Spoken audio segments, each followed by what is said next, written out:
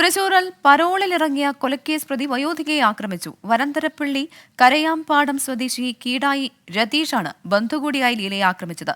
കൊലക്കേസിൽ ശിക്ഷിക്കപ്പെട്ട 1 മാസത്തെ പരോളിൽ ഇറങ്ങിയതാണ് രതീഷ്. സൂരജ് സജി തൃശൂരിൽ നിന്ന് ചേരുന്നു. സൂരജ്, എപ്പോഴാണ് ഈ ആക്രമണം ഉണ്ടായത്? ഇവർ തമ്മിൽ വ്യക്തിവൈരാഗ്യമുണ്ടായിരുന്നു. എന്താണ് ആക്രമണത്തിന് കാരണം?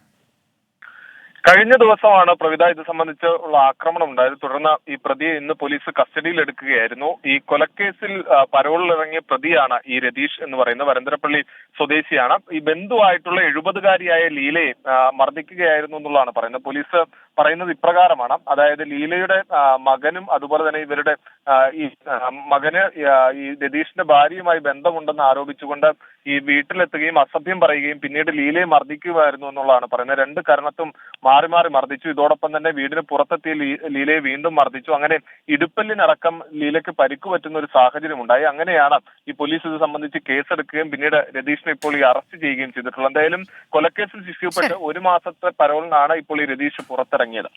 പരോളിലിറങ്ങിയ ആളാണ് ബന്ധുവായ സ്ത്രീയെ ആക്രമിച്ചത്. വിവരങ്ങളാണ് സൂരജ് സജി നൽകിയത്.